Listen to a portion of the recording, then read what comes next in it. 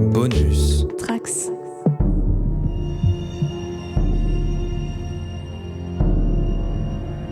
Bienvenue dans l'art de l'incident. Pour cet épisode, je vous offre une petite exclusivité. Car oui, j'ai l'honneur d'accueillir l'esprit de l'eau en personne dans notre émission.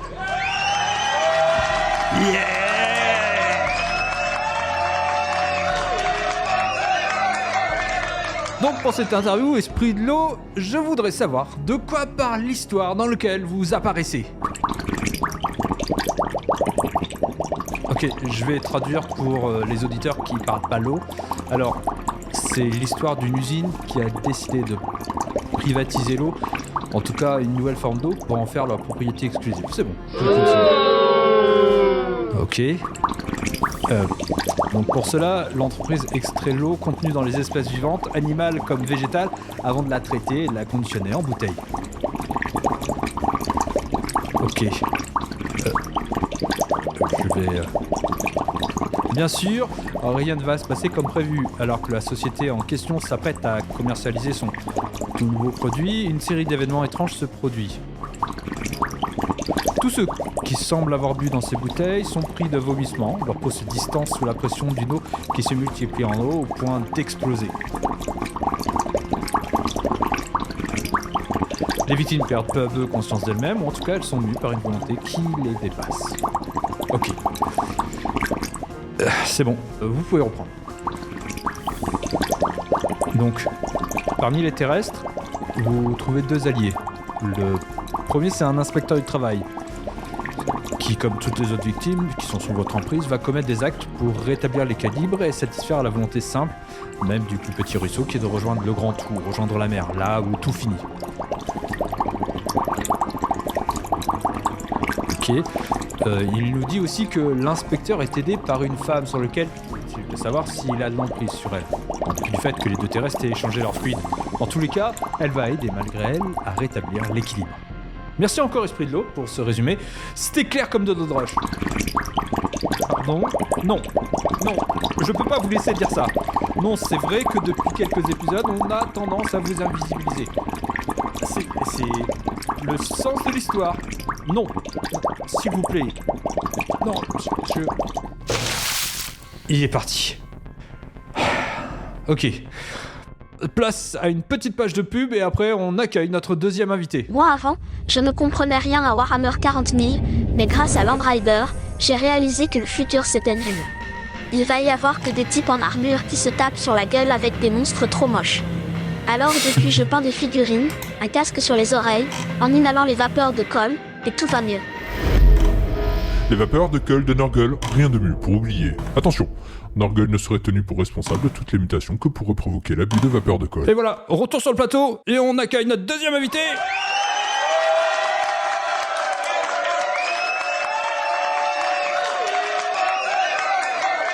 Notre invité, il est présent à tous les épisodes. Salut Thibaut, comment ça va Thibaut ? Ça va très bien, merci. J'ai pris mes petites vapeurs de colle avant de venir, donc ça devrait rouler. Cool. Bon, on refait une deuxième fois l'intro parce que j'avais une coupure de courant. Peut-être même qu'on n'ira pas au bout de cet épisode. On sait jamais. Donc on va faire vite. Et donc je vais tout de suite poser la question qui est peut-on lutter contre un monde qui dévisse ? Effectivement, bonne question, qui est inspirée effectivement par ce qu'on raconte depuis ces dernières semaines où notre monde dévisse pas mal. Et pendant que notre monde à nous dévisse pas mal, le monde réel dévisse lui aussi pas mal. J'imagine que c'est ça qui inspire un petit peu ta question. Je le sais même. Mais du coup, au-delà de la vanne, moi, ce que je trouve intéressant, c'est d'aller parfois dans le sens du vent. Je sais que c'est peut-être un unpopular opinion, parce que je vois beaucoup de gens, notamment depuis la réaction de Trump, qui est relativement récente à l'heure où on enregistre ce podcast, dire que justement il faut plus que jamais s'armer de récits positifs qui aident un petit peu à voir les choses plus claires, plus en lumière, à armer les gens pour survivre, et je suis assez d'accord avec ça, mais il se trouve que c'est pas forcément mon réflexe. J'ai plutôt tendance à rester concentré et à chercher l'évasion, pas vraiment en tant que spectateur, aller voir d'autres choses et que des trucs positifs, mais plutôt en tant que créateur, et de me dire mon petit monde il est comme ça, il est glauque, mais dans ce truc glauque on peut trouver de la lumière, de l'espoir, ou juste une forme de positivité à certains endroits, et j'essaye de le montrer. Donc j'essaie de pas être totalement apocalyptique non plus. L'idée c'est plutôt de dire, en fait, si on regarde bien, même dans les situations les plus affreuses, il y a toujours un petit peu un côté positif à aller chercher, des choses poétiques, pas forcément positives, mais qui nuancent un petit peu le tableau. Et je trouve que c'est assez important. Et après, pour faire le lien avec notre récit, c'est vrai, chez nous, ça dévisse. Bon, est-ce que pour autant le récit est forcément quelque chose de négatif, trouvera pas comment dirais-je, des compensations, de la positivité, si, en fait, c'est à nous justement de les faire apparaître sous d'autres formes, et notamment quand, depuis le début, on veut parler de ces territoires où les choses dévissent, et depuis un moment maintenant, ils n'ont pas attendu Trump et le reste, et donc on veut montrer que malgré cette spirale qui s'est amorcée il y a un moment, on nous propose quand même de quoi survivre, on nous propose des récits de succès, d'amour, de peu importe en fait comment on définit ce qui est plus positif, ce qui nous permet de tenir, mais je pense que c'est faisable et c'est limite même souhaitable, plutôt que de, je sais pas, revenir complètement en arrière et tu vois presque... je comprends l'idée, je comprends le positionnement, mais faire un peu comme si de rien n'était et du coup raconter des trucs qui sont ultra positifs ou qui réinventent les imaginaires, pourquoi pas, tu vois, mais c'est pas mon instinct premier. Après, peut-être que du coup, je fais partie du problème et que des auteurs pourraient me le dire en face. Peut-être David va me le dire en face d'ailleurs, je ne sais pas. Je me posais la question, je comprends cette nécessité d'avoir un récit qui donne de l'espoir quand le monde dans lequel tu vis n'est que désespoir. Parce que là, le problème, c'est qu'il y a assez peu de lumière, quoi. Ce que je veux dire, c'est, je pense, l'intérêt, par exemple, des récits comme Star Wars, qui magnifient une certaine forme de dictature, de monstruosité, d'oppression, tout en donnant aussi un récit avec une lumière, et que cette lumière vainc l'obscurité. Hyper original comme métaphore, mais j'en avais pas d'autres là pour le moment. Mais toujours est-il que oui, je pense que la fiction a besoin d'être aussi en opposition. Par contre, elle ne peut pas se faire sans l'empreinte du réel. C'est pas vrai, on est tous marqués par ça. Alors c'est vrai que moi, à titre personnel, je suis quand même quelqu'un où j'aurais tendance plutôt vers des récits sombres, mais ouais, des fois aussi, ça fait du bien de vouloir chercher un peu de lumière, quoi. Ouais, bien sûr, je pense que c'est assez naturel et qu'il faut pas s'en empêcher. Après, je pense que aussi vouloir raconter des trucs plus optimistes, plus positifs, qui sont comme ça d'emblée pensés comme tels. Je sais que c'est parfois le cas de certains auteurs, notamment côté comics qu'on a connu. Je pense à Rick Remender pendant un temps, qui faisait des trucs ultra noirs, ultra glauques et tout. Et en fait, à un moment, il a dit « Ok, il faut que je fasse un truc où il y a quelque chose de plus positif. » Et au final, c'est pas forcément ses meilleurs travaux. Ou slash, en fait, on voit que du coup, il combat des espèces d'instincts et que c'est pas forcément naturel. Donc après, c'est un peu la question, est-ce qu'on veut prendre ce risque ou pas? Et moi, je suis assez admiratif du bon Rick pour avoir pris ce risque et d'avoir un peu suivi cet instinct de dire « Ok, il faut que je change un peu mon truc. Il faut que j'aille vers une tonalité plus ci ou plus ça. » C'est intéressant en soi, tu vois, c'est ce qui fait aussi la beauté de ce métier-là ou de ce hobby pour ceux peu importe où on se place, en fait, on sait que le monde a une influence sur nous et après, en retour, on peut avoir une influence sur un monde, une version miniature de ce monde qui est le monde qu'on crée, l'histoire qu'on crée, et c'est à nous de choisir quelle influence on veut avoir, quoi. Et je sais que moi, j'ai été pas mal marqué en travaillant sur Goldorak, par exemple, par le début de la guerre en Ukraine. Et je sais qu'à ce moment-là, j'avais des discours d'extraterrestres envahisseurs à écrire. Et je me suis dit, oulala, mon cerveau est en train de, quelque part, un peu confondre deux réalités. Il faudrait que j'écrive autre chose, etc.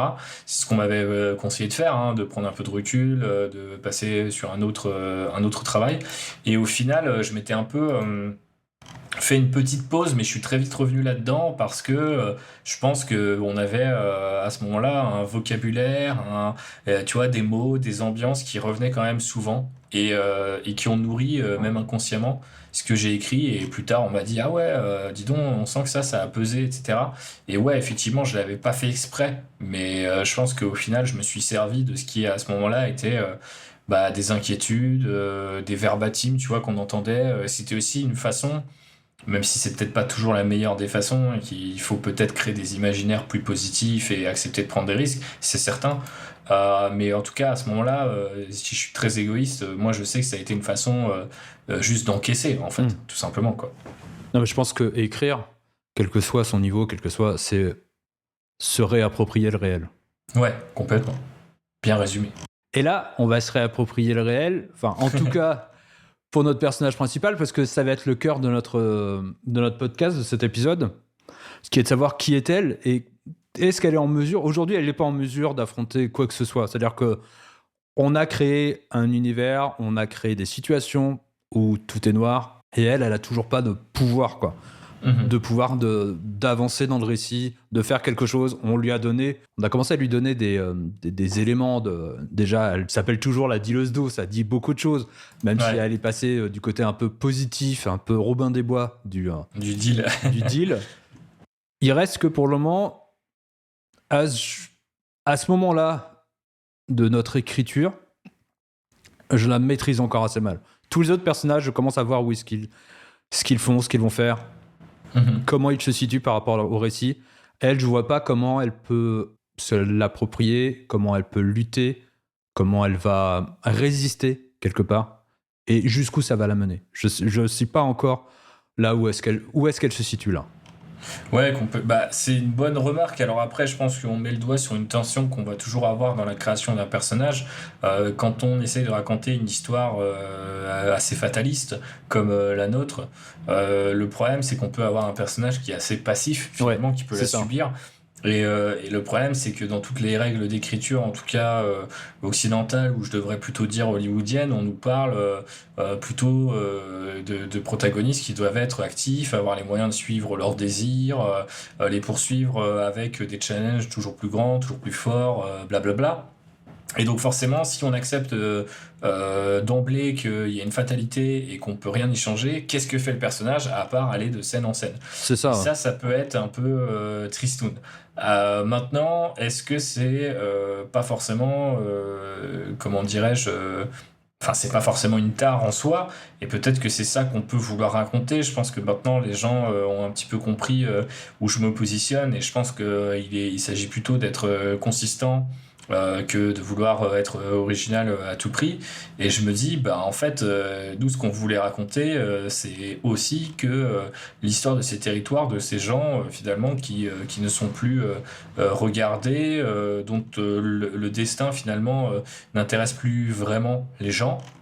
Donc, avoir quelqu'un qui se bat justement contre ce destin, alors même que la fatalité devrait lui dire en fait c'est bon, hein, tu peux t'arrêter là, c'est mort, je trouve ça assez beau et assez positif justement, malgré ce côté fataliste, savoir que des gens essaieront quand même toujours de changer les choses. Je trouve ça inspirant. Maintenant, la question serait plutôt de savoir, ok, elle peut rien faire à un monde qui dévisse. Du coup, comment on s'assure que malgré tout, elle soit un personnage qui inspire l'empathie, un personnage qu'on ait envie de suivre, et qu'elle ait peut-être aussi un ou des lots de consolation d'une manière ou d'une autre, quoi. Après, je pense qu'il ne faut pas aussi oublier que dans l'horreur, là où il y a des structures qui sont très établies, elles ont parfois tendance à tordre un petit peu les règles des autres manuels d'écriture. Et typiquement, on nous dit tout le temps, ah ouais, le protagoniste, faut qu'il suive son désir, machin et tout. Bon, en fait, dans des slashers, dans des films d'horreur, un que j'ai vu récemment, Smile, le deuxième, on a un personnage qui est une star de la pop, qui est touché par cette malédiction. Et en fait, on se rend compte que c'est assez mou. D'ailleurs, dans le récit, il est un peu, je trouve, presque parfois un peu décousu. Mais en fait, ce qui remplace cette espèce d'activité-là, c'est la logique un peu incrémentale peut-être du challenge et des motivations du personnage qui seraient toujours plus fortes. Là, on le remplace par des scènes qui visuellement ramène toujours plus d'horreur, toujours plus de créativité. Et j'ai l'impression que du coup, hop, on a des vases communicants qui s'équilibrent et ça fonctionne plutôt bien. Donc je pense qu'il faudrait presque réfléchir à savoir où, malgré son absence comment dirais-je, de possibilité de changer les choses, où est-ce qu'on veut la mener et surtout qu'est-ce qu'elle traverse pour qu'on s'assure qu'elle soit un personnage qu'on ait envie de suivre et qu'on ait envie d'accompagner. Parce que visiblement, elle est aussi partie pour survivre à cette histoire, là où les autres ne vont peut-être pas le faire. Carrément. Eh ben, je pense que on va partir sur... En tout cas, moi, je sais que j'ai besoin, à un moment donné, du récit, pas du récit, mais de l'écriture, de prendre le temps soit d'une scène, de quelque chose, de mettre les personnages en action pour savoir comment ils réagissent, comment ils vivent, comment ils pensent. Parce que, à vrai dire, c'est à ce moment-là où tout d'un coup, j'ai des clés pour mieux les comprendre et pour mieux les articuler, pour mieux les saisir. Donc, je vais lancer une musique. Je sais pas si elle ira jusqu'au bout. Ça, vous le découvrirez jamais, parce que ça va être coupé au montage. Et après, on bascule sur l'histoire, parce que ce qui est intéressant, c'est que j'ai choisi cette musique parce que, pour moi, elle est censée représenter notre personnage féminin. Cool. All day, every day, therapist, mother, maid, nymph, then a virgin, nurse, then a servant, just an appendage, live to attend him so that he never lifts a finger. 24/7 baby machine, so he can live out his picket fence dreams. It's not an act of love if you make her, you make me do too much labor. Why are you hanging on so tight to the rope that I'm hanging from? Off this island, this was an escape plan. Carefully timed it, so let me go and dive into the waves below. Donc là, j'ai balancé le titre de Paris Paloma, Labor, qui est une chanson qui a beaucoup marqué les esprits et qui est repris maintenant comme une espèce de chanson féministe. Et évidemment, c'est comme ça que je vois notre personnage principal. Quelqu'un qui est en résistance, quelqu'un qui est là pour lutter. Et c'est en tout cas comment moi je l'envisage. Et je me suis dit, pour cet épisode, j'aimerais bien qu'on travaille juste sur une séquence de scène. Et peut-être que tu en choisiras une autre, on peut en discuter. Mais moi, c'était la scène, celle que j'appelle du lundi soir, c'est celle qui est le moment où on sait que l'inspecteur du travail a été infecté. C'est la partie de la soirée, de la rencontre amoureuse entre la dealeuse d'eau et l'inspecteur, jusqu'à peut-être le moment où on découvre qu'il est vraiment malade. En tout cas, pour le moment, je pense que c'est l'une des séquences qui est le nœud de notre histoire. Parce que tout le reste, au départ, pour le moment, c'est la présentation de l'horreur, présentation de l'entrepôt, présentation un peu du personnage principal, l'un des personnages principaux qui est l'inspecteur dans son contexte. Je sais plus, il faudra que je revoie mes notes, mais je sais plus si... on a une scène déjà avec la dealeuse d'eau, il me semble que oui, mais je suis pas sûr. Bah quand il arrivait à son logement, quoi, du coup. Ouais, c'est ça, mais pour le moment, c'est presque une scène qui est là pour donner une couleur et qui est là pour donner des indices du récit, tu vois, c'est une intro, quoi. Ouais, j'allais dire placer des éléments et tout. Ouais, voilà. Donc, est-ce qu'on part sur cette scène et on la fait débuter par quoi et qu'est-ce qu'on y raconte ? Bah, tu m'as l'air bien chaud, donc on va partir sur cette scène. On va débuter par quoi ? Je pense que la question, c'est de savoir, du coup, ils se sont déjà croisés à l'usine. Alors, lui était peut-être arrivé au Airbnb, au gîte, peu importe comment on l'appelle, le dimanche, du coup, sans savoir que sa logeuse, si je l'ose dire, était aussi une des employées de l'entreprise sur laquelle il allait enquêter.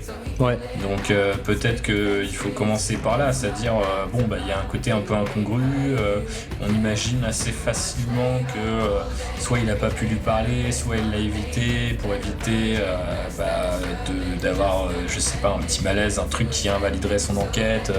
Elle se rend compte, peut-être que tous les deux se rendent compte d'ailleurs, qu'ils ont été un petit peu cons de ne pas se dire le truc à l'avance, parce que je sais pas dans quelle mesure en termes comment on appelle ça, de déontologie, ça casserait potentiellement une enquête, parce que c'est peut-être pas si important de juger chez quelqu'un, mais c'est vrai que forcément on peut imaginer que il y a une espèce de mini conflit d'intérêts qui pourrait se créer avec tout ça.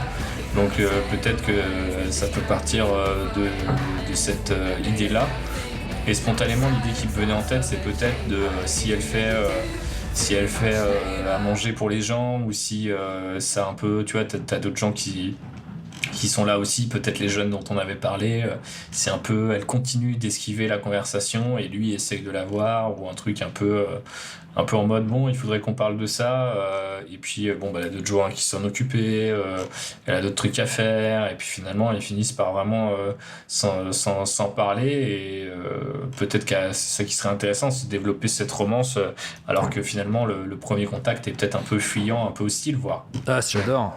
J'avais pas pensé à ça, mais oui, ça fait une belle trajectoire de séquence. Ouais. Ah, mais c'est parfait, j'adore. Bah écoute, de rien, ça fera 150 €, David. Waouh. Non, mais du coup, je pense que c'est bien. Enfin, j'ai tendance à penser les trucs comme ça, tu sais, c'est Maki qui dit que chaque scène doit donner naissance à une inversion de valeur. Ouais. Donc en fait, j'ai essayé de faire cette approche mienne. C'est plus facile à dire comme ça qu'à faire en vrai. Mais c'est vrai qu'au début du récit, c'est assez facile de commencer avec une valeur 1 et de passer à la valeur B ou 2. Et donc en fait, ouais, tu peux avoir un mec qui est hyper rigoureux, qui veut pas qu'on interfère dans ses enquêtes, qui a compris que ça pourrait foirer, que ça lui pose problème, donc il veut la confronter, et on termine plutôt la scène, ou en tout cas la séquence, parce que c'est peut-être pas une seule scène, mais plusieurs enchaînements de scènes, pour vers quelque chose de beaucoup plus positif finalement. Ouais, ça marche. À quoi je pensais ? Ouais, j'allais commencer par donc la scène, c'est le moment où elle cherche à savoir par quoi elle va s'ouvrir. Lui vient de boire de l'eau. Donc il est, je pense qu'il est amer par rapport à ce qui vient de se passer. C'est-à-dire qu'il aurait dû partir dès le soir, voire même pas revenir d'ailleurs dans le. Ouais. C'est pas son but, quoi. C'est-à-dire que là, il est presque en train de demander s'il peut dormir une soirée de plus, parce que il est obligé de rester jusqu'au lendemain. Ouais, parce qu'il a pas pu te dire toutes les infos, mais par contre, il a déjà bu la nouvelle flotte. Ouais. On peut ouvrir sur... Il voit la pile de bouteilles d'eau qui provient de l'usine. Ouais. On l'aurait pas vu déjà avant ? Ou il fait la connexion à ce moment-là ? Est-ce qu'il l'aurait vu auparavant ? Sans savoir ce que c'est, du coup, tu vois, au final, ça aurait juste été pour le spectateur, qu'il aurait déjà compris une scène plus tôt en arrivant sur l'usine le lundi. Tu vois. Ouais, c'est vrai. On peut très bien... ça peut très bien être effectivement dans la scène de la première rencontre où il loue l'hébergement, qu'il voit les bouteilles d'eau.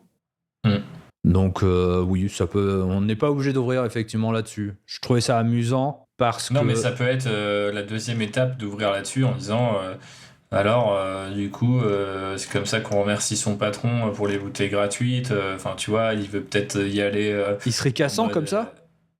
Je sais, mais tu sais, en mode un peu second degré, tu vois, en mode il essaie d'être un peu léger, et elle peut-être plus fuyante. Après, on n'a pas forcément défini leur personnalité, mais c'est l'occasion aussi enfin, c'est tout l'intérêt de cet exercice, quoi, finalement. Ah oui, carrément, ouais. Alors moi, après, en totale honnêteté, c'est pas du tout comme ça que je fonctionne, donc je suis un peu perdu, mais David va m'aider à me guider. Donc ouais, je sais pas, la question est bonne, est-ce qu'il serait cassant ou pas, je sais pas, après... J'ai en tête un truc que moi j'ai appris en narrative design. J'avais un prof qui parlait du character diamond, donc le diamant personnage, avec c'est donc un losange avec plusieurs facettes, et puis le sommet de la facette, c'est vraiment comment il se sort, ou comment un personnage approche une situation. Donc tu peux avoir la négociation, tu peux avoir l'intimidation, tu peux avoir la séduction, et après il y a plein de formes en fait, il y a beaucoup de choses en ion, et tu peux décliner, les combiner, quoi. Donc potentiellement un mec qui est perçu comme peut-être déjà un métier, tu vois, de fouineur, de fouille-merde, si on veut aller dans les clichés, etc.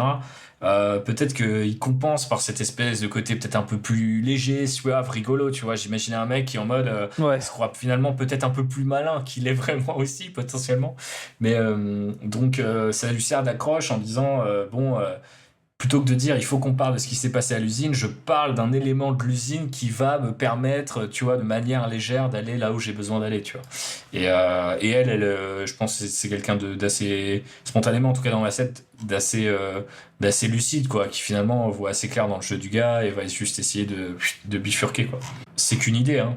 Est-ce qu'il est rentre dedans? Bah, c'est une bonne question. Moi, j'aurais tendance à dire que c'est un faux rentre dedans, tu vois, c'est un mec qui veut rentrer dedans, parce que c'est un peu son métier quand même, de poser des questions et de bouger les lignes, mais il doit le faire de manière subtile, parce que sinon, je pense que son day job finit par être, j'imagine, après, j'ai pas fait des recherches monstres sur les inspecteurs du travail, sur la question de la sécurité spécifiquement, mais j'imagine que si t'es pas un minimum habile dans ta façon d'approcher les choses, tu passes très vite des mauvaises journées, quoi. Ouais. Donc je pense que c'est quand même plutôt, peut-être pas beau parleur et peut-être un peu fort, mais en tout cas un gars qui sait mener sa barque, quoi, tu vois. Ok. Ouais, je le sens. C'est marrant, c'est toujours lui qui... pour le moment, c'est toujours le positif. Hein. C'est toujours celui qui est, sur lequel on travaille et jamais elle, quoi. Mais en fait, parce elle risque d'être, par rapport à son statut de survivant, et je trouve que ça m'inquiète pas parce que j'ai l'impression que c'est assez cohérent avec le genre. Tu vois, le côté, bon, je caricature, mais si on traitait ça comme un slasher, ce serait la Final Girl, et Oui, c'est carrément. vraiment un personnage qui émerge avant la fin du film. C'est plutôt quelqu'un qui est assez fuyant, assez discret, ou alors à l'inverse, ultra extravagant, mais qui du coup est hyper énervant. Et en fait, tu te dis, bah, j'ai juste envie qu'elle y passe, et voilà, tu vois. Là, je pense qu'elle peut avoir un côté assez mystérieux, mais qui lui va bien, tu vois, qui sera quand même celui de quelqu'un qui, du coup, évite de trop se montrer, mais aussi parce que, bah, elle en fait beaucoup pour les gens autour d'elle, et on pourrait l'apprendre peut-être au fur et à mesure, tu vois. On pourrait croire qu'elle se cache parce que elle a des trucs à se reprocher, alors elle est peut-être discrète parce que justement ça permet de protéger les gens autour d'elle, quoi. Ok. Il lui faut une action. Il faut qu'elle fasse quelque chose. Est-ce Ouais. qu'elle fait le repas? Est-ce Ouais, que... spontanément, je visualisais bien le truc de genre quelqu'un d'assez occupé, qui doit un peu, tu vois, joindre les deux bouts. Elle bosse à l'usine, elle a son petit deal de flotte pour elle-même. Enfin, tu vois, je sais pas si c'est un deal généralisé comme on l'avait pensé ces dernières semaines, mais en tout cas, au moins 2 jobs, quoi, finalement, Ouais. presque à plein temps. Et potentiellement, si c'est un gîte, il y a le côté sympa, c'est que ça peut être quelque chose que moi j'aime beaucoup dans les scènes. C'est très difficile à faire dans le jeu vidéo et en BD par rapport à une série ou au cinéma. Enfin, remarque, ça demande aussi plus de thunes là-bas, mais ce que je veux dire, c'est que j'aime trop les scènes, tu sais, où t'as 2 persos qui se parlent et il y a plein de trucs autour d'eux, Ouais, des qui choses se à se passent. préparer, peut-être des gens qui passent, enfin, tu vois, il y a un truc vachement vivant, et je pense que l'idée que t'aies un gîte, que t'aies des gens qui s'installent, qui discutent eux-mêmes entre eux, qui, tu vois, enfin, le côté un peu, peut-être c'est une espèce de buffet qu'elle doit un peu alimenter façon truc d'hôtel, tu vois, elle est peut-être pas non plus au fourneau en mode, parce que bon, ce serait compliqué d'avoir vraiment 2 jobs à temps plein comme ça, mais peut-être que ça peut être un truc de, je passe entre les 2 tables en table, je vais recharger la salade ici, les tomates par là, je dis n'importe quoi, et puis lui, il la suit un petit peu, on a peut-être une logique de progression du mec qui a justement pas l'habitude de pas lâcher les gens, tu vois, s'ils veulent pas lui donner une réponse. Et du coup, il peut avoir une dynamique de chat et de souris qui est vieille comme le monde, mais qui peut peut-être plutôt bien fonctionner pour ces 2 personnages-là aussi, quoi. Ouais, il l'aide. Ah, peut-être, ouais, bien, ouais, c'est cool. Elle est débordée, les jeunes font la fête, tout ça. Il faut Et que le lui, bordel limite à moitié, ouais. lui, il va se proposer de l'aider. Et elle va peut-être pas accepter, puis il va s'imposer un peu à elle en disant non, c'est bon, je vais... Et puis, Oui. comme ça va leur permettre de briser un peu la glace entre deux, parce que je pense que peut-être que elle, bah, c'est aussi un inspecteur du travail, tu vois, elle sait sans doute pas ce qu'il fait, peut-être que elle Ouais, le elle a voit peur pour elle-même. comme un valet du patronat. Ouais, Elle, c'est quand même quelqu'un qui vient de tirer des bouteilles d'eau, tu vois, et ouais. Non, je c'est pense sûr. que elle doit avoir quand même une forme de culpabilité, tu vois, de voir que le gars est au courant qu'elle a peut-être rempli la piscine et tout ça, et peut-être même que sur toutes les tables, il y a des bouteilles qui viennent de l'usine dans laquelle elle travaille, quoi. Ouais, effectivement, je pense que ça pourrait être sympa, et puis commencer à build up le truc. C'est une bonne idée. Le côté, peut-être pas rentre dedans, mais un petit peu malin, je fais une référence à ça, elle est fuyante, je l'aide. Enfin, Mm. tu vois, on a des allers-retours, et on a on a alors c'est pas des inversions de valeurs, mais en tout cas, on sent qu'on a des causes et des réactions qui s'enchaînent. Ça, généralement, c'est plutôt bien pour essayer de monter une scène qui est dynamique et pas juste deux persos qui se regardent dans le blanc des yeux, quoi. Même si parfois c'est nécessaire de le faire comme ça. Je pense que pour de l'intro, pour de l'exposition, c'est souvent une occasion de faire de faire les choses de manière plus dynamique. Donc j'aime assez, ouais, ça marche plutôt bien. Parce que donc là dans la maison, dans le gîte, t'as de la musique, t'as les jeunes qui font un peu la fête, peut-être qu'ils fêtent. Si on garde cette idée que l'un d'entre eux est devenu journaliste dans le journal du coin, on peut Ah oui, c'est vrai, on avait parlé de ça, ouais. on peut se le garder sous la main. Peut-être qu'on l'utilisera ou on l'utilisera pas, qu'importe, mais au pire on l'a sous la main. Ouais. Donc c'est la fête, c'est vraiment un truc. Elle est vraiment débordée. Elle essaye de passer les plats, de faire en sorte que tout se passe bien, quoi. Eux sont plutôt les gosses, pardon, les ados, les jeunes adultes sont plutôt ingrats. Ils sont dans leur festivité. Ils jouent autour de la piscine. Ouais, il les calcule pas. Ouais. Et lui, il sent que c'est vraiment la journée de merde, mais il voit que elle galère encore plus que lui, quoi. Ouais, peut-être que d'ailleurs c'est pas cuisine, gîte ou que sais-je, mais c'est peut-être dehors où elle est déjà un peu en train de ramasser les canettes de bière et tout parce qu'elle sait que le matin ça va être un putain de carnage et qu'elle aura pas que ça à foutre. Enfin, tu vois, un truc de ce genre-là. Voire même un truc, tu vois, qui a un intérieur-extérieur, tu vois, en mode tu limites, tu poses l'arène du gîte parce qu'on l'aura peut-être pas beaucoup fait le dimanche, même si on peut imaginer aussi une visite parce que c'est ce que tu fais quand t'arrives. Donc limite on a fait une petite visite et là on la voit sous un autre angle, la maison aussi, tu vois, quand c'est le bordel, qu'est-ce que ça donne, quel bruit on entend pour que potentiellement quand il y a un ado qui se transforme ce soir-là ou plus tard tu sois en train de te dire ouais mais la baraque elle est quand même un peu chelou, enfin tu vois, tu peux commencer à la présenter de manière un peu plus insidieuse, ça peut être sympa. Bon là je déborde du côté purement les deux personnages, mais c'est pour vous dire que ces trucs-là finalement sont pas, enfin c'est difficile de penser les choses de manière totalement déconnectée, quoi. Ouais. Surtout que j'étais en train de me dire, quand il a visité la maison dans la scène précédente, la piscine, il y avait peu d'eau, et là, elle commence à être un peu plus remplie. Ouais. Donc, pour montrer déjà cette idée qui est de l'eau qui commence à augmenter et tout ça, et on ne sait pas encore si c'est parce qu'elle a vidé des nouvelles bouteilles pour faire le plein, ou si elle se développe toute seule. Ouais. Si elle se développe toute seule. Ce qui fait que ça fait déjà une amorce de l'horreur qui arrive. Ouais, j'aime bien. Donc ils se parlent. Pour le moment, on va pas encore les faire parler. Lui arrive, il est vénère. Elle est débordée. Lui, il est saoulé, mais au pire, ça fait partie de son boulot. Il est pas... ouais, j'allais dire, c'est une contrainte de plus, mais il a l'habitude, quoi. C'est ça. C'est vraiment la journée un peu moyenne, mais c'est pas grave. Alors que elle essaye de bien faire. Elle est débordée. Elle voit que... les jeunes sont complètement un petit peu, ils sont dans leur truc, ils sont dans leur fête, personne vient les aider, ils sont dans le cri. Alors peut-être qu'il faudra aussi c'est je pense aussi le moment aussi de les caractériser peut-être un peu mieux, qu'on en ressorte un ou deux du lot. T'as peut-être celui qui est un minimum sympa parce que tu vois, il va dire merci alors qu'elle ramasse les canettes, pendant que t'en as d'autres, limite il la jette devant elle, tu vois, en mode il les calcule pas. Tu vas commencer à avoir un peu les gens pour qui tu te dis quand ils commencent à avoir un truc de body horror un peu méchant, bien fait pour ta poire, ce qui est aussi un grand classique du genre, quoi. Ouais, je pense qu'ils doivent jouer aussi autour de la piscine, tu vois. Ouais. Ils s'éclaboussent, ils se font le coup du pistolet à eau qui était une de nos idées de départ. Je pense qu'ils doivent commencer à jouer avec le pistolet à eau. Peut-être qu'il y en a un qui arrose là aussi le... ça, on peut le garder. Non, ça fait un peu crétin. J'allais dire, elle est trempée, donc il faut qu'elle aille se changer. Le gars arrive, ça fait vraiment naze comme situation. un peu trop vieux jeu peut-être. C'est clair. Mais d'un autre côté, je pense qu'il faut qu'il s'asperge. Parce que là, c'est pareil, il faut annoncer notre horreur. On est encore dans une utilisation de l'eau joyeuse. Innocente, quoi. Ouais. Innocente, ouais. Maintenant, ils sont là, ils se parlent. En tout cas, ils se parlent pas à proprement parler. Pour le moment, ils l'aident juste. Et je pense que c'est ce qui va permettre de casser la glace, quoi.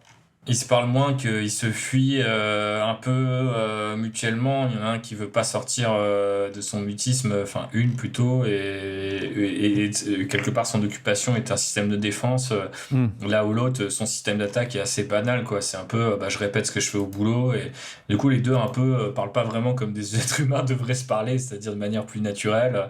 Il y en a un qui a encore toujours un peu la tête au travail, et l'autre qui est beaucoup plus aussi dans une forme de taf, mais plus dans le côté c'est beaucoup de choses à faire, donc faut que j'enchaîne et j'ai pas le temps pour ce genre de truc.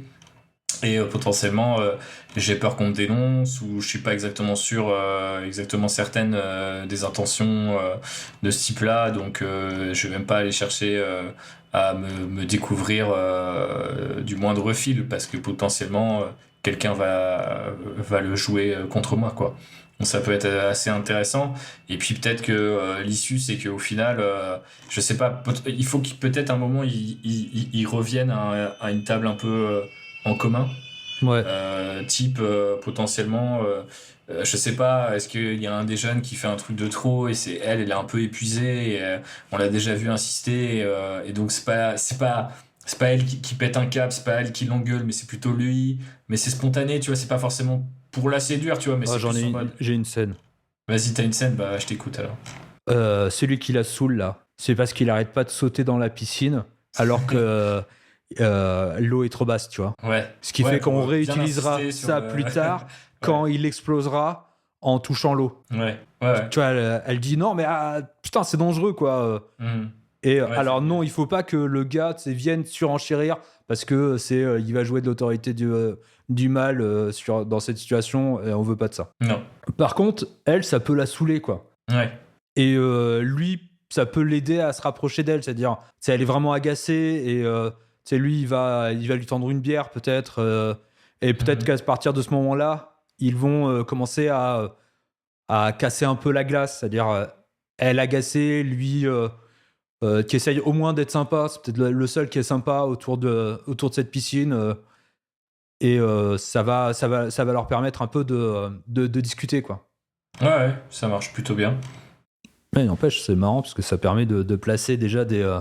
Vu qu'on a plein d'idées, c'est l'avantage d'avoir balancé des tas d'idées au préalable, c'est que. Ouais, mais c'est la beauté en fait de staff ou de cette activité, hein, c'est que rien n'est jamais vraiment perdu. Après, il vaut mieux le faire dans le sens où on a fait, c'est-à-dire partir dans tous les sens, itérer dans tous les sens, pour au final avoir un stock de concepts dans lequel on pioche, parce que souvent le problème c'est qu'on a les concepts avant d'avoir l'histoire, et je pense que c'était un peu notre cas, mais que du coup on a une sorte de réserve.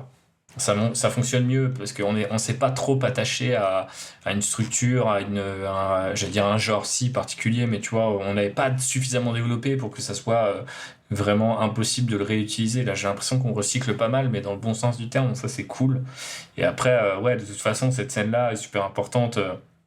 Parce qu'elle va set up la relation entre les personnages, Ah oui. le fonctionnement, ou en tout cas un début de fonctionnement pour tout ce qui est horrifique. En partie le lieu du récit, parce que il me semble que la dernière fois qu'on s'est arrêté, on s'était aussi dit que ce pauvre inspecteur va finir par être dans une espèce de convalescence, dans un état assez c'est végétatif, qui fait qu'il va pas pouvoir se déplacer aussi vite qu'elle, même si on pourrait revenir dessus, parce que ça sera peut-être un problème de raconter une histoire comme ça à deux vitesses, si j'ose dire. Mais c'est certain que de toute façon, ce lieu-là, il peut aussi convoquer, par son look, déjà beaucoup de thèmes, beaucoup d'idées qui seront abordées par notre histoire. Et effectivement, les gamins, ce côté un peu insupportable, je trouve que c'est sympa dans le sens où on joue avec les attentes du genre aussi, quoi. Maintenant, c'est l'heure de la romance. It's time. Parce que là, on a balancé plein de choses. Il y a on verra comment. Faudra vraiment, je pense, passer vraiment à l'écriture pour voir comment on va faire intervenir nos ados, nos jeunes, comment ils vont. Est-ce qu'on va en faire ressortir un déjà, combien sont-ils? Ouais. Faut qu'ils soient, j'allais dire, au moins 5, entre 5 et 10. C'est-à-dire qu'il faut que ce soit. Il faut qu'ils soient nombreux dans le sens où il faut qu'ils donnent l'impression que leur énergie déborde, qu'ils prennent beaucoup d'espace, beaucoup d'énergie de nos deux personnages. Pour que lui, ça l'oblige un peu à l'aider. Je sais pas s'il l'aurait pas fait, tu vois. Mais Mais c'est vrai qu'il a ce côté, comme tu disais tout à l'heure, il a ce côté un peu hâbleur, un peu joli cœur, un peu quelqu'un Ouais. de serviable, pas avec de mauvaises intentions. Ouais. Elle est beaucoup plus dans le speed de tout gérer. Elle sort de son boulot, elle doit s'occuper de de ce gîte, d'être au service de ces personnes qui lui rendent pas forcément en plus. Donc, Mhm. je pense qu'elle est dans ce moment de rupture, quoi, de cette journée qui est merdique au final. Mhm. C'est marrant parce que c'était pas forcément le cas au préalable. On pensait que c'était vraiment. Enfin, en tout cas, moi, je pensais que c'était vraiment le gars qui avait la journée la plus merdique. Mais je trouve ça marrant que ce soit elle. Et je pense qu'il faut qu'ils se retrouvent en un sens dans ce côté. Ouais, est-ce qu'on doit s'affronter? Est-ce qu'on est vraiment des ennemis? Tu vois, est-ce qu'au finalement on n'est pas toujours dedans, tu vois, dans cette machination qui fait aussi que c'est la ville versus la campagne, c'est les pauvres versus les riches, les machins, puis au final c'est une espèce de cycle dans lequel t'es pris et qui permet au monde de dévisser aussi tranquillement sans que les gens aient l'occasion de se poser 2 secondes et de se dire attends finalement si toi et moi on met en commun ci ou ça c'est plutôt pas mal. Donc ouais moi je me dis que ça peut être bien que c'est presque comme s'il se cognait sur la tête d'un coup, tu vois, en disant ouais bon ok vas-y j'aime bien l'idée de la bière, je sais pas ce qui pourrait amener le truc en mode ah, c'est bon, c'est fini, tu vois. C'est des jeunes, te pètent pas le dos. De toute façon, ils laisseront toujours des cadavres derrière eux. Par contre, hop, il leur file, enfin, tu sais, il leur pique une bière, tu vois, en mode en fufu, pique 2 bières, tu vois, Clair. en mode laisse tomber, quoi. On a mérité. Après, je sais pas, hein, mais je me disais peut-être que ce côté, tu vois, peut-être le gars va vouloir casser justement son image de mec ultra. By the book, je sais pas comment on dit en français, je fais des anglicismes, mais du coup, ouais, très, très arrêté finalement.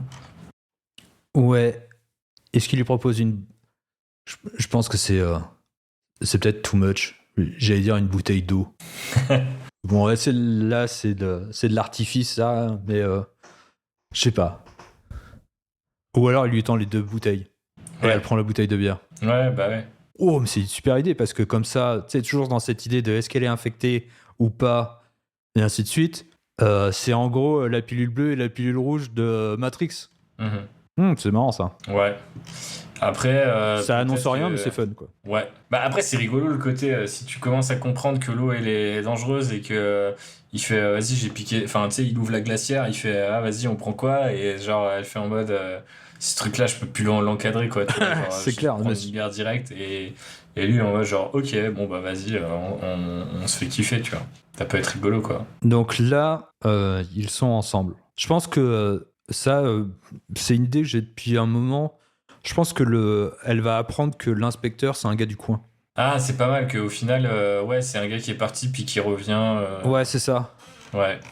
Peut-être qu'il. Bah, on est un peu dans le thème de la comédie romantique de Noël, là. Ouais, bah ouais, mais bon, Ah, ça fonctionne bien, hein. on s'était posé la question du comique, et ben on s'est posé la question de la romance, et ben ça y est, Ouais. on y est. Non, mais de toute façon, il faut qu'ils aillent, il faut qu'ils consomment, donc il va falloir les pousser à consommer. Hein. Ouais, ouais, non, c'est sûr. Non, mais même au-delà de ça, je me disais, c'est intéressant qu'il soit aussi du coin pour avoir son regard qui est un peu celui de je suis parti d'ici. Mhm. Je sais ce que représente cette usine pour les gens. Je sais peut-être que lui a fui, peut-être que ou ses parents ont déménagé au bout d'un moment. Et peut-être qu'il garde une attache comme ça, peut-être affective avec le lieu. Et que peut-être que, tu vois, il aime le décor, il aime... peut-être qu'il kiffe aussi juste être présent. Et peut-être que le fait de rester une journée de plus, c'est peut-être pas si mal que ça, de son point de vue. Ouais. Ouais, peut-être que c'est pas si bête. Je me pose la question sur le côté ouais, mais du coup est-ce que c'est pas trop ouais, non, c'est pas mal parce que ça ramène un peu ce côté cliché de film romantique qui marche bien quand même plutôt bien. J'avais un peu peur que ça fasse un peu bah finalement tout le monde vient du même bled, tout le monde a le même avis mais ça peut les rapprocher aussi quoi. Mais elle est peut-être pas d'ici. Hein. Oui, c'est vrai aussi. Mais on avait parlé de sa maison, Ah, mais si. c'était des parents et tout. Oui, tu t'as vois. raison. Non, Bon, elle est d'ici, elle. Après, la logique de l'histoire, elle est toujours rétroactive. Hein, donc, si on veut qu'elle soit pas d'ici, elle est pas d'ici.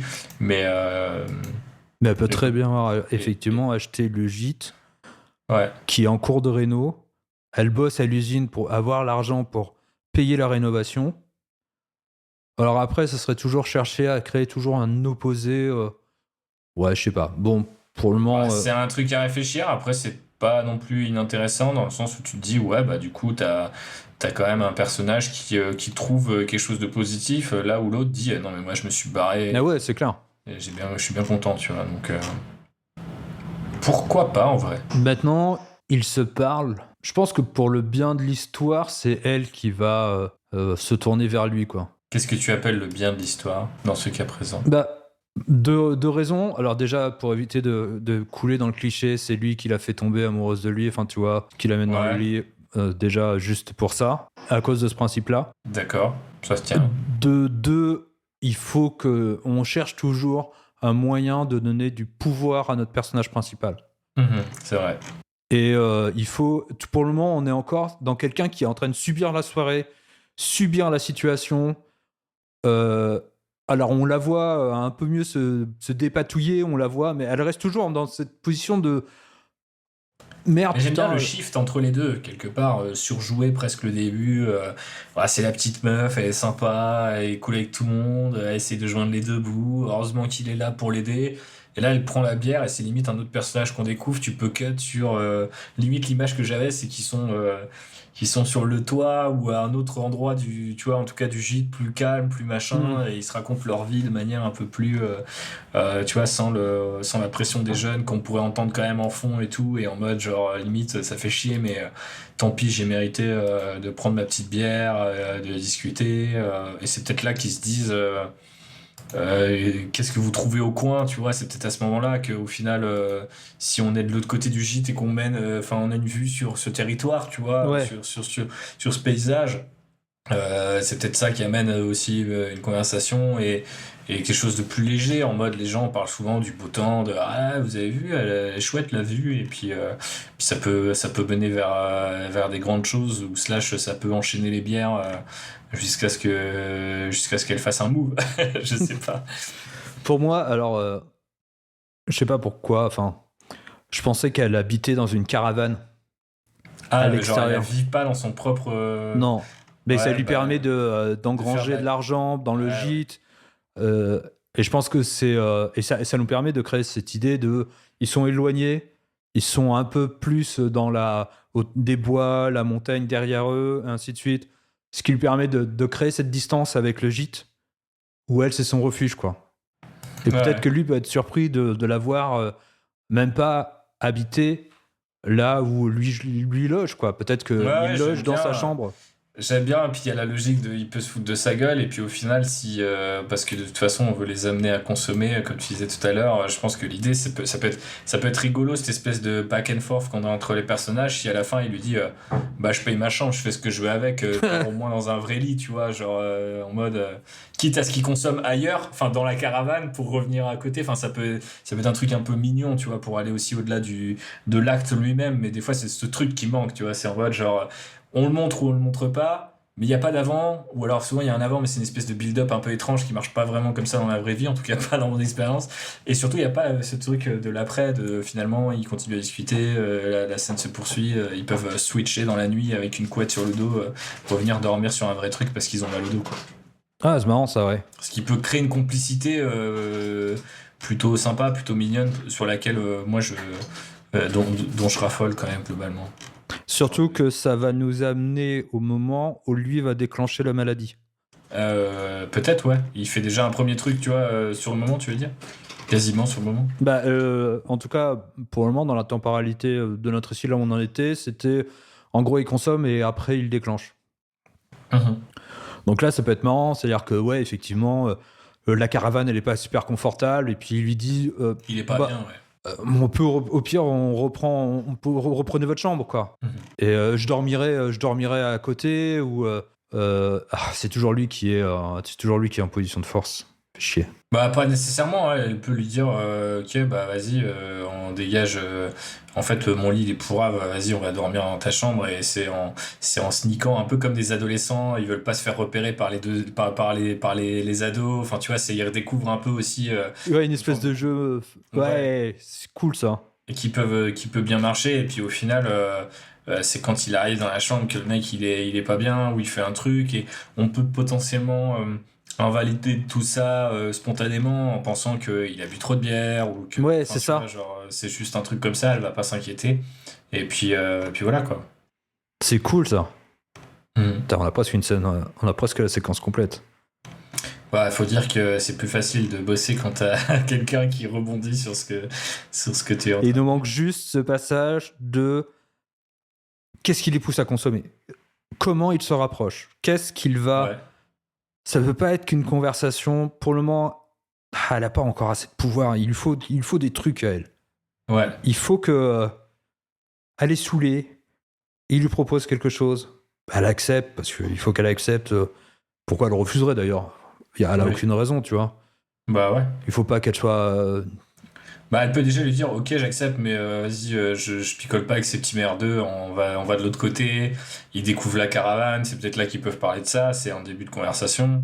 Elle a son truc à elle aussi dans le sens où elle va lui dire bah voilà moi je suis déter, je suis prêt à vivre dans une caravane pour me faire plus de thunes, mon rêve c'est ça, tu vois à côté de lui qui est peut-être finalement un mec beaucoup plus je sais pas routinier, presque dans une espèce de caricature de fonctionnaire quoi si tu veux, genre moi je me suis tiré de ma campagne, j'ai un boulot stable, je cherche pas à faire plus, je fais pas d'histoire, j'applique le déroulé et c'est marre.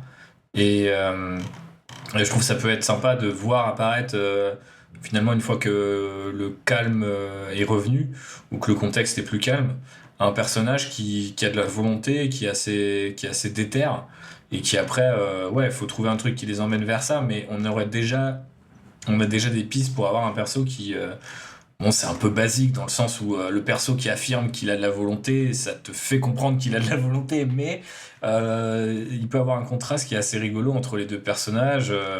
Un mec qui est assez finalement classique, limite un peu pantouflard, j'ai mes règles, elles sont faciles à appliquer, et puis je vais au bout des choses, versus quelqu'un qui tord un peu les règles pour s'en sortir.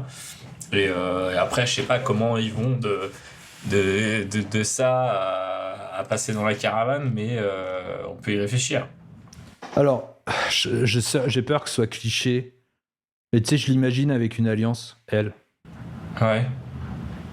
Et du coup, tu veux en venir où? Ben, tu sais, il remarque et elle lui dit non, je suis pas marié. Ouais. Et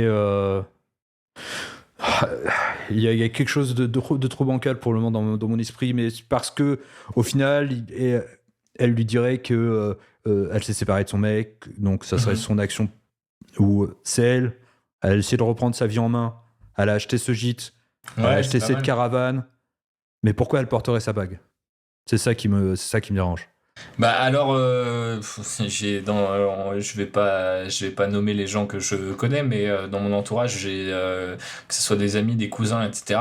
Franchement, j'ai connu là pas mal de divorces ces dernières années avec des gens qui sont plutôt dans la trentaine et tout. Donc je sais pas si c'est l'âge de notre personnage, même si c'est. Oui, je pense. Il me semble que c'est plutôt ce qu'on avait eu en tête. Où t'as plein de gens qui sont en fait, tu vois, lancés sur cette attraction qui nous dit boulot, mariage, famille, la formule un peu parentale, et qui se retrouvent complètement lessivés par ce système en très peu de temps, et par contre qui ont quand même du mal à faire le deuil un petit peu de cette facilité presque que la vie te proposait, tu vois. Et je trouve qu'il y a quelque chose d'assez poétique là-dedans. Je serais même pas étonné, tu vois, que c'est quelqu'un qui certes a repris sa vie en main, mais il y a toujours ce truc-là qui est dans un coin de sa tête et qui veut pas passer à autre chose, tu vois. Et quelque part, ça lui donne aussi peut-être la volonté de passer à autre chose et de dire bon bah ouais bah en fait ouais je la porte mais ça veut rien dire, tu vois. Slash je te le prouve. Et caravane. Bah, je pensais un peu à ça, c'est-à-dire que Ça marche relativement bien, hein, je trouve. il serait cet instant où elle décide enfin de passer à cette prochaine étape. Mhm. Elle sait qu'il est de passage.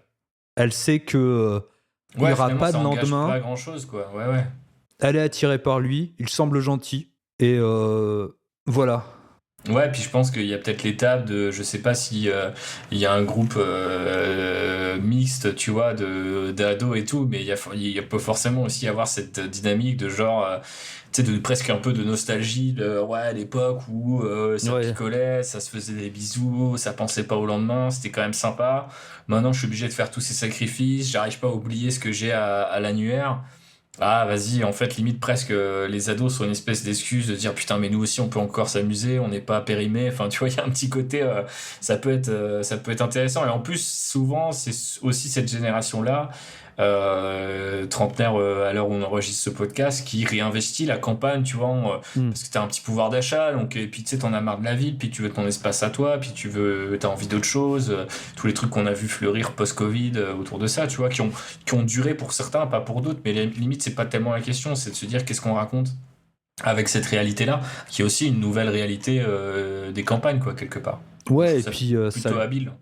ça lui donne aussi un peu plus de pouvoir. C'est-à-dire que c'est quelqu'un qui a décidé de se reconstruire toute seule, de revenir. Au final, elle n'est pas d'ici.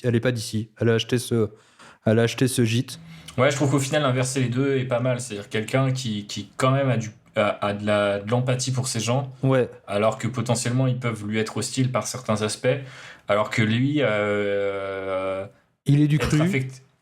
être affecté ici lui rappelle que presque des mauvais souvenirs, quoi. Ouais, c'est cool. Bah, disons qu'on a une bonne dynamique, quoi. Ouais, faudrait l'écrire quasiment. C'était de voir pour la prochaine fois. Parce que là, je sais pas comment on peut faire à l'oral, c'est ça le truc, c'est les limites là du podcast. Ouais. C'est que j'aimerais les voir dialoguer. Mhm. Il remarque sa bague, il peut lui poser la question de savoir, vous êtes mariés, c'est un peu bateau, mais faut voir. Alors que lui, effectivement, il a pas vu de mari, ou votre mari est là, ou tu vois, elle peut le répondre avec un peu de dédain, tu vois, dire j'ai pas de mari. Mhm. Et il peut pas ne pas voir la bague, tu vois, qu'elle touche, qu'elle manipule comme si c'était un corps étranger, tu vois, dont elle ne savait pas si ça la dérange. Cette bague, ouais, c'est quelque chose qui lui dérange au doigt. Parce que quand tu portes une alliance pendant très longtemps, elle disparaît de ta main. C'est-à-dire qu'elle Comme fait une partie marque, intégrante de ta main. Mais quand tu la ressens, quand elle devient de nouveau une gêne, c'est là où tu commences à la toucher, à la remanipuler, à la re-rendre sensible à ta peau. Mhm. Donc, ok, ils peuvent converser sur ok, j'ai acheté ici. Peut-être que lui, il peut connaître le gîte, peut-être qu'il peut connaître les gens qui étaient là avant. Ouais. Un vieux couple, l'électricité tout à refaire. Ouais, c'était des maison, connards. C'est une vieille guimbarde, ouais, peut-être qu'il a même plongé une tête dans cette piscine, tu vois, quand il était lui-même ado, tu vois. Ouais, peut-être. Hein. En tout cas, ça donnerait de la matière pour explorer tout ça, quoi. Qu'est-ce qui la pousse, elle, à l'embrasser, à vouloir coucher avec lui?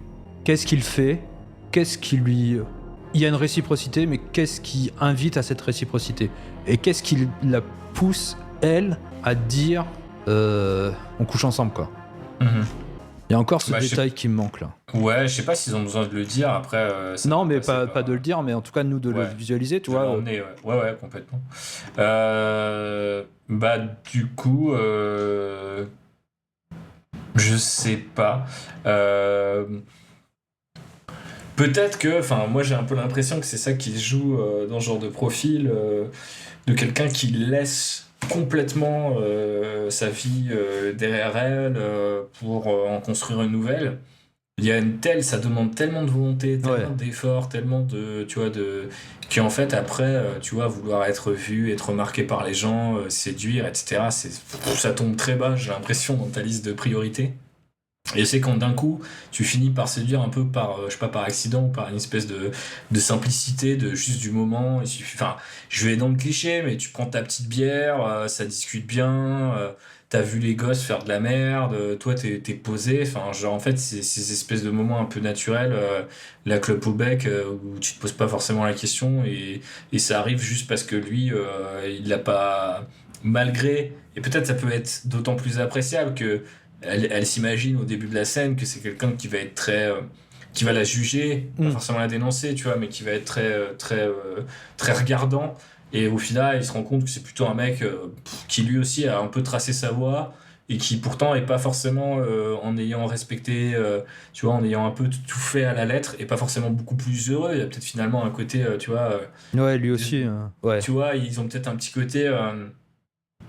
Bah merde, c'est con, c'est triste, alors que si on était triste ensemble, ça pourrait toujours être un peu moins triste, quoi, tu vois, genre, on n'est pas forcément obligé de jouer sur le coup de foudre, tu vois, ou un truc, peut-être juste un truc du moment, et d'ailleurs, je pense que Oui, ça, en tout cas, ça ressemble à ça, ouais. ça ressemble à ça, quoi.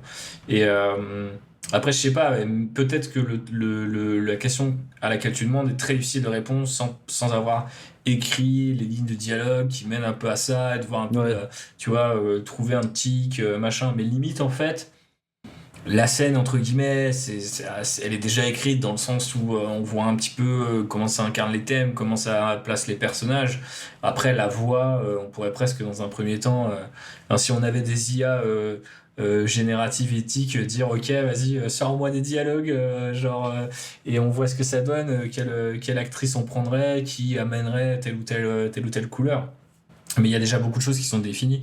Après, effectivement, c'est difficile de dire, ouais, qu'est-ce qui les amène précisément parce Ouais, que c'est ça. finalement, c'est à la fois hyper important pour l'horreur, mais à l'échelle du récit global, à ce moment-là, les persos sont pas conscients de faire quelque chose de monumental, en fait. Pour Non. eux, au contraire, c'est assez banal, finalement. On pourrait, d'un point de vue purement structurel, créer une ellipse. C'est-à-dire ne pas le raconter ou très peu le raconter. On commence à sentir qu'il se rapproche. Je pense que ce qui est intéressant, tiens, j'étais en train de me poser, quand tu parlais, je me disais, tiens, ils sont sans doute amoureux tous les deux du lieu, du paysage, de la région. Ouais. Ce qui nous permettra aussi de montrer à quel point on n'est pas que dans le poids de la région. Ouais, c'est ça, il y a peut-être un côté, il y a un peu de... Enfin, moi je sais que je suis de la nostalgie aussi de régions où dans les Vosges, je vois des territoires qui sont complètement sinistrés, mais auxquels j'arrive pas à m'empêcher de trouver ça beau, en fait, tu vois, Ouais. genre, parce que t'as été amoureux un jour et que c'est un peu resté, quoi. Oui, enfin, moi qui habite aussi assez loin de là où je suis né, j'ai une certaine nostalgie de l'endroit où j'ai grandi, tu vois. Mhm. Même si je sais j'ai grandi dans des bars HLM, enfin bref.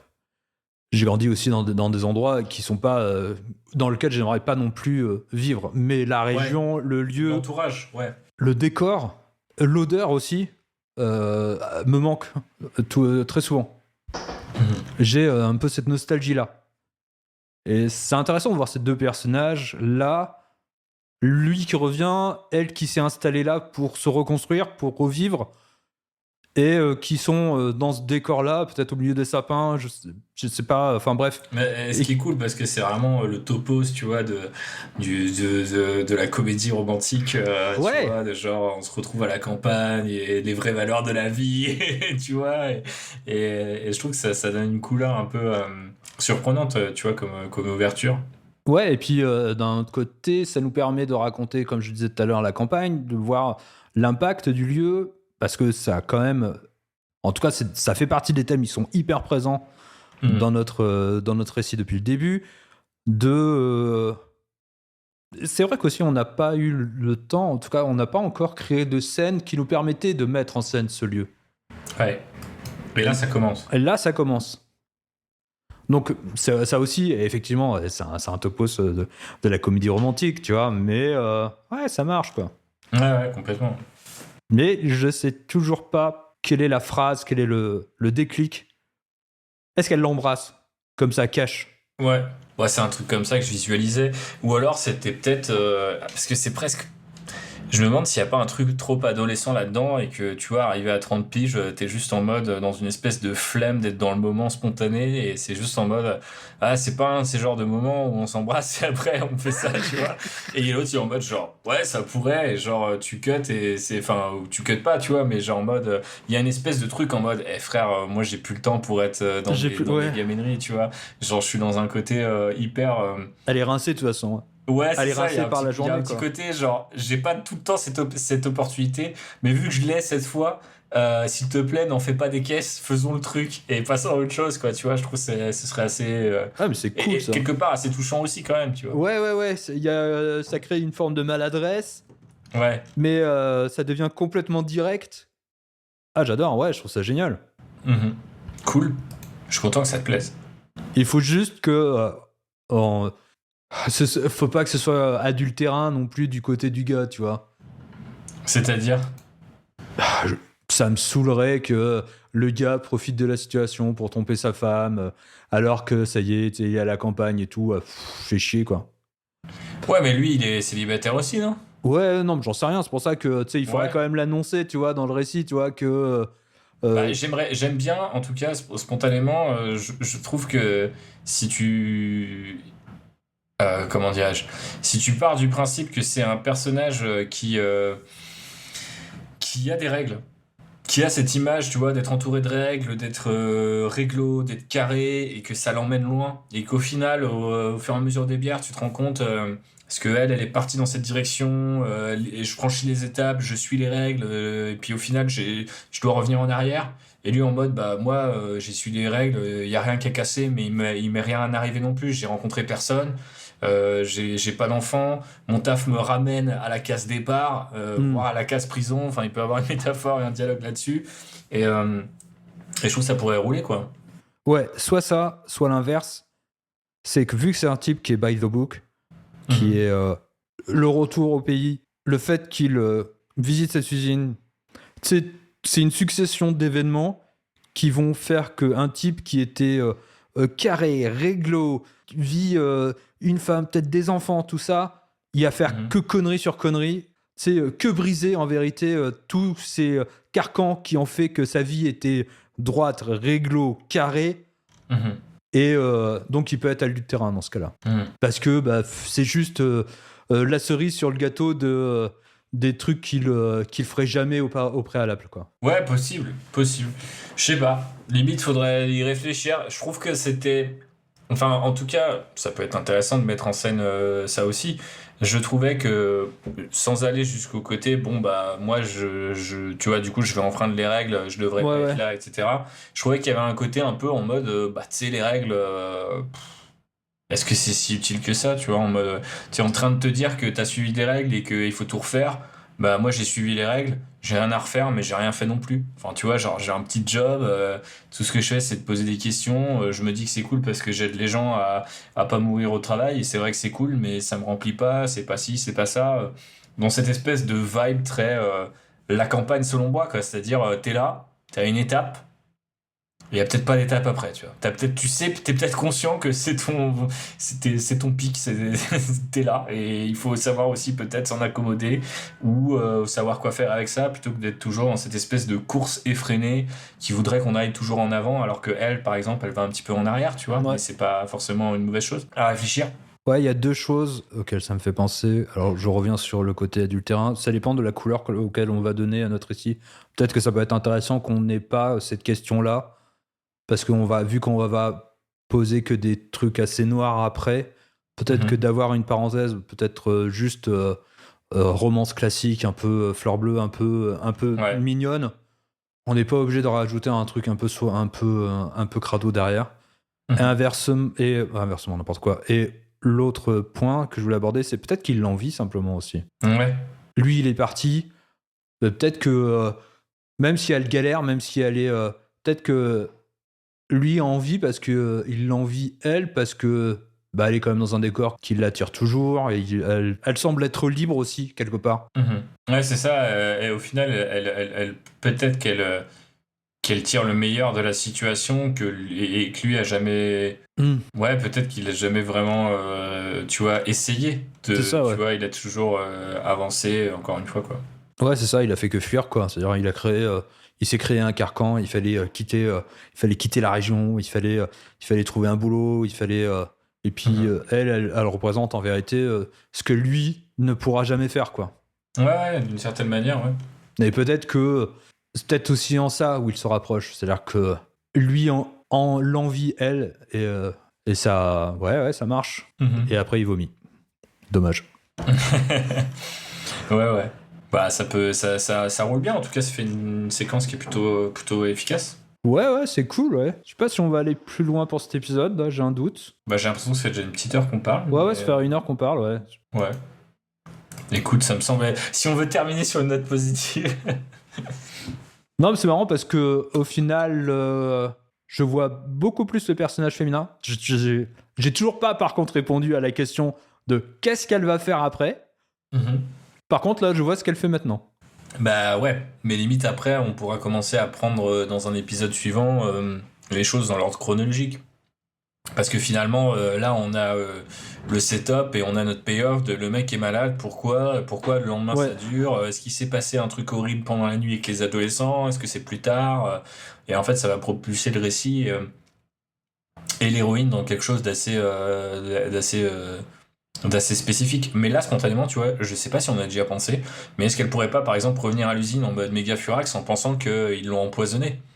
Tu vois, parce qu'elle sait, potentiellement, ils en ont discuté qu'il a pas eu accès à tout et qu'il y a des patrons qui sont réticents, c'est comme ça, j'ai l'habitude. Peut-être qu'il a déjà été menacé de mort ou des trucs comme ça et que d'un coup, elle s'est dit, putain, moi je le connais, le patron, c'est un enfoiré. Est-ce qu'ils l'ont pas rendu malade? Pas forcément pour le tuer, mais tu vois, exprès, en mode c'est abusé, on a eu déjà des victimes, enfin des gens ont été blessés, et vous faites ça, vous êtes des malades, j'ai voulu dénoncer. Et au final, les mecs, ils comprennent pas de quoi ils parlent, tu vois, parce que pour eux, ils ont pas fait exprès. Et eux aussi vont être des victimes de l'esprit de l'eau, si j'ose dire. Ouais, alors je sais pas si j'ai envie d'avoir une scène où elle serait hystérique, tu vois. Non, mais... mais par contre, on pourrait revenir, toi, dans l'épisode prochain sur la scène où ils visitent l'usine, voir comment les deux vont interagir et comment on va pouvoir peut-être placer les pièces de cette horreur, de tout ce qui s'y passe, parce que elle est sans doute... Alors, je sais pas comment on va la faire actrice de cette scène-là, d'ailleurs. Ouais. Ça va être intéressant. On sait que si on garde l'idée de la scène d'intro de ce prologue où quelqu'un prend une douche et qui a donc un employé et qui tombe et est victime, c'est-à-dire qu'on l'a déjà annoncé, mais comment les gens qui travaillent dans l'usine prennent ça, comment ils en sont au courant, comment ça les affecte. Donc ça peut être intéressant de partir là-dessus, de voir. On verra. Trop bien, ok. Bah écoute, à la prochaine alors. Ouais. On vous remercie de nous avoir écoutés et on se dit à un prochain épisode. Allez, à plus. À la prochaine. Ciao.